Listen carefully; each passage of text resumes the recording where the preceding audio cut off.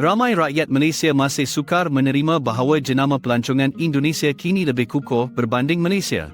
Pernah tak anda tertanya-tanya, walaupun Malaysia menerima lebih ramai pelancong secara keseluruhan, kenapa begitu ramai orang rasa Indonesia menguasai suasana pelancongan di Asia Tenggara? Hari ini kita akan kupas perkara ini dan anda akan lihat fakta secara bersebelahan serta faham apa sebenarnya yang membentuk persepsi ini dan sama ada ia adil atau tidak. Sebelum kita teruskan, saya mahu tanya sesuatu yang jujur. Jika Malaysia sebenarnya menerima lebih ramai pelawat berbanding Indonesia secara keseluruhan, kenapa rakan-rakan anda lebih kerap bercakap tentang Bali, Yogyakarta, Raja Ampat dan Komodo berbanding Langkawi, Pulau Pinang atau Taman Negara? Tulis jawapan anda di ruangan komen sekarang. Assalamualaikum, mari kita mulakan. Fikir sejenak. Malaysia dilaporkan menerima sekitar 26.6 juta ketibaan antarabangsa pada tahun 2025 dengan jumlah besar dari Singapura, China dan Indonesia sendiri. Sementara itu, Indonesia mencatat sekitar 15.4 juta ketibaan antarabangsa dalam tempoh yang sama. Jadi dari segi angka mentah, Malaysia menerima lebih ramai pelancong asing. Tetapi di sinilah ceritanya menjadi menarik. Jika anda bertanya kepada ejen pelancongan, pempengaruh atau pelancong biasa, destinasi seperti Bali atau Taman Negara Komodo sering muncul terlebih dahulu apabila orang memikirkan percutian di Asia Tenggara. Pelancongan Indonesia nampaknya lebih melekat dalam fikiran ramai berbanding Malaysia. Kenapa? Kita akan huraikan, tetapi mari kita bina konteks dahulu. Perkara pertama yang perlu anda faham, pelancongan bukan sekadar jumlah pelawat. Ia tentang persepsi jenama. Ia tentang cerita yang dunia ceritakan mengenai sesuatu destinasi. Ia tentang reaksi emosi apabila seseorang membayangkan pantai berpasir, kuil purba, pendakian gunung berapi atau pulau terpencil. Dalam arena penceritaan ini, Indonesia, khususnya Bali, telah menjadi ikon global. Ya, Malaysia menerima lebih ramai pelawat secara keseluruhan.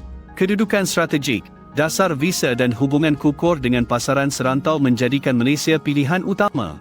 Kuala Lumpur, Pulau Pinang dan Langkawi adalah nama yang terkenal. Tetapi persoalannya, adakah lebih ramai pelawat secara automatik bermaksud jenama pelancongan lebih kuat? Jawapannya tidak semudah itu. Jenama pelancongan Indonesia, khususnya Bali, dibentuk melalui pemasaran global yang konsisten, imej ikonik dan naratif yang melangkaui bandar. Ia berkisar tentang pengembaraan, budaya, alam semula jadi dan pengalaman yang sangat mesra media sosial. Gambar matahari terbit di gunung berapi, tarian tradisional di Ubud dan aktiviti lompat pulau adalah visual yang mudah dikongsi dan diingati. Bandingkan dengan jenama Malaysia, kita ada pulau yang indah, hutan hujan tertua, makanan bertaraf dunia dan bandar moden yang dinamik. Namun ia tidak selalu mendominasi imajinasi global pada tahap yang sama. Bukan kerana Malaysia kurang aset, tetapi kerana Indonesia berjaya membentuk naratif yang lebih universal dan mudah disebarkan. Mari kita jujur, Bali telah lama menjadi destinasi impian global. Itu bukan kebetulan. Ia hasil penjenamaan dan pemosisian yang konsisten selama bertahun-tahun. Anda mungkin berfikir, Malaysia ada kempen Malaysia Truly Asia, bukankah itu kuat? Ya, kempen itu berkesan terutama di peringkat serantau. Tetapi apabila seseorang di luar Asia Tenggara memikirkan percutian tropika di rantau ini, nama apa yang terlintas dahulu? Selalunya Bali. Satu lagi faktor ialah pengalaman unik dan segmen pelancongan khusus. Indonesia menekankan keaslian budaya, pengalaman alam dan pelancongan yang memenuhi pelbagai segmen. Ini memberikan kekuatan dui, menarik minat pelancong khusus dan juga pelancong global secara umum. Kemudian soal kos. Ramai pelancong berpendapat bahawa beberapa destinasi di Indonesia, termasuk Bali, menawarkan pilihan penginapan, makanan dan aktiviti yang lebih mampu milik berbanding beberapa lokasi pelancongan di Malaysia. Nilai untuk wang ini mendorong lebih banyak perkongsian pengalaman dan cerita, yang seterusnya menguatkan jenama. Di sinilah ramai rakyat Malaysia keliru. Mereka melihat angka ketibaan dan menyamakan dengan kekuatan jenama. Tetapi kekuatan jenama ialah tentang ingatan, emosi dan gambaran budaya yang muncul secara spontan dalam fikiran orang. Ramai rakyat Malaysia bukan tidak mahu mengakui kekuatan jenama Indonesia. Mereka hanya terikat dengan identiti pelancongan negara sendiri. Itu normal. Ia soal kebanggaan. Tetapi jika kita asingkan kebanggaan daripada persepsi global, kita akan nampak gambaran yang lebih jelas. Apabila pelancong antarabangsa memikirkan Asia Tenggara, Bali sering muncul dalam panduan pelancongan dan video perjalanan. Ia menjadi duta jenama pelancongan Indonesia. Malaysia juga mempunyai permata seperti Cameron Highlands, Menara Berkembar Petronas dan Langkawi, tetapi tidak selalu mendominasi perbualan global pada tahap yang sama. Tanya diri anda sendiri, jika seseorang diminta menamakan destinasi paling ikonik di Asia Tenggara, adakah jawapannya lebih cenderung kepada Bali atau Kuala Lumpur? Jawapan ini menunjukkan kuasa persepsi. Tambahan pula, Indonesia mempunyai pasaran pelancongan domestik yang sangat besar. Jutaan perjalanan dalam negara setiap tahun membantu meningkatkan infrastruktur dan pengalaman, sekaligus memperkukuh jenama keseluruhan. Apa maknanya untuk anda?